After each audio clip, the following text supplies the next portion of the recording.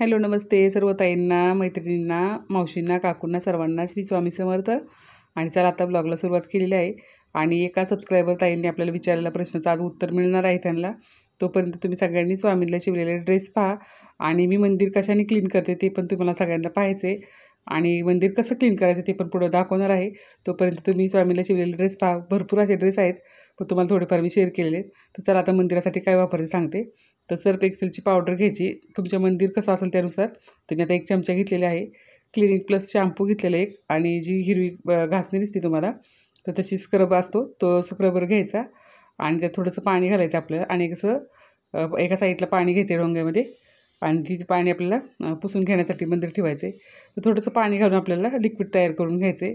आणि तुमचं मंदिर खूपच मळलेलं असेल तर तुम्हाला जरा शॅम्पूची पुडी पूर्ण घालायची. पण आता मंदिर मी गुरुपौर्णिमेलाच क्लीन केलं तर, पण त्या ताईंच्या इच्छा होती त्यांना विचारण्याची की मंदिर एवढं पांढरशुभ्र, आणि माझे कस्टमर जे येतात नाही तर माझ्याकडं ते सुद्धा हा प्रश्न मला विचारत असतात.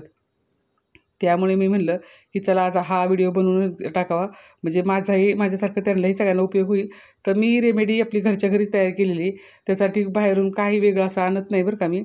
आणि सगळ्यात जास्त म्हणजे जे घरच्या घरी बनवता येईल ना तितकं मी वापरत असते. मी असे वेगळे कुठलेही प्रॉडक्ट जास्त वापरत नाही, म्हणजे जे आपलं घरी आणि थोडक्यात आणि एकदम कमी बजेटमध्ये होईल असं वापरते. तर मी असं लावून घ्यायचं बरं का. आणि तुमचं मंदिर जर खूपच मळलेलं असेल तर तुम्ही जरा पाणी कमी घालून घट्ट प्रमाणात करून घ्यायचे. आणि जिथे जिथं मंदिर जास्त मळले त्या साईडला घट्ट प्रमाणात लावून घ्यायचे, घट्ट पाणी करून असं. आणि जरा एक अर्धा तास सोडून द्यायचे. पण आता माझं मंदिर इतकं जास्त मळलेलं नव्हतं बरं का, त्यामुळे मी जास्त वेळ ठेवलेला नाही, लगेच क्लीन करून घेतलेले. तर पूर्ण लावून घ्यायचं आपल्याला, पूर्ण म्हणजे पूर्ण. आणि एवढंच की आपलं हे संगमरवरी मंदिर आहे तर ते आपल्याला धुवून घ्यायचं नाही बरं का. कसं असतं त्यात जे भरलेलं असतं ना व्हाईट कलरची जो सिमेंट असतं तर ते निघून जाण्याची शक्यता असते आणि मंदिर लूज होण्याची शक्यता असते. त्यामुळे ते मंदिर आपण फक्त पुसून घ्यायचे, धुण्याच्या भानगडीत पडायचं नाही, नाहीतर मंदिर लवकरात लवकर त्याचे पाय वगैरे निष्ठायला सुरुवात होते आणि कुठलाही पार्ट त्याचा निघू शकतो. तर त्यासाठी तुम्ही असं लावून घ्यायचे. आता हे जिथं हात लागतो ना आपला तिथं जास्त करून मळून जातं बरं का ते. तर तुम्ही आता वरून बघा क्लीन दिसतं का, आता वरच्यावर लगेच हाताने निघतं ते. आणि आपण जिथं हात लागतो तिथं जास्त शक्यतो निघत नाही. तर मी आता आणि घेतानाच मी मंदिर असं घेतलं की तर जास्त टिकली वर्क हे असलं काय घेतलं नाही. तर मला ते क्लीन करण्याला खूप अवघड होऊन जाईल, त्यासाठी मी ते मंदिर घेतलंच नाही.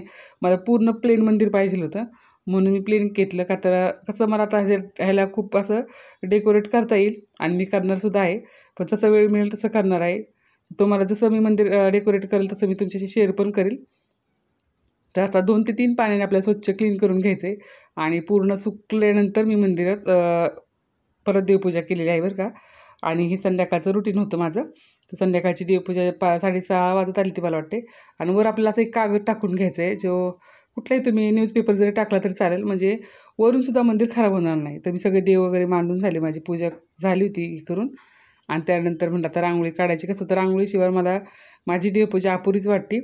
तर तुम्हाला म्हणजे मला नेहमीची सवय झालेली आहे.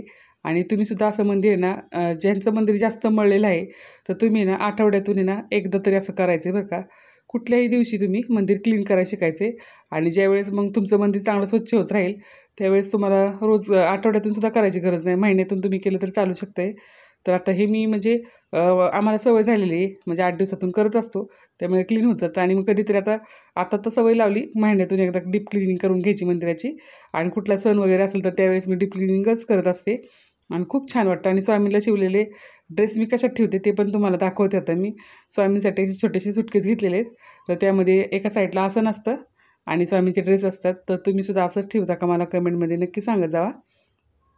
आणि आजचा व्हिडिओ कसा वाटला. आणि त्या सबस्क्रायबर ताईंचं नावसुद्धा, त्या ताईंचं नाव आरती आहे. तर आरती ताई, तुम्हाला आत्ता मंदिराचं उत्तर मिळालं असेल की मी मंदिर कशाने क्लीन करते ते. तर तुम्हीसुद्धा असं करू शकता आणि खूप सोप्या पद्धतीने आहे. काही तुम्हाला बाहेरून काय आणायची प्रोडक्ट काही गरज नाही. तर आपण थोडक्यामध्ये छान असं होऊन जातं.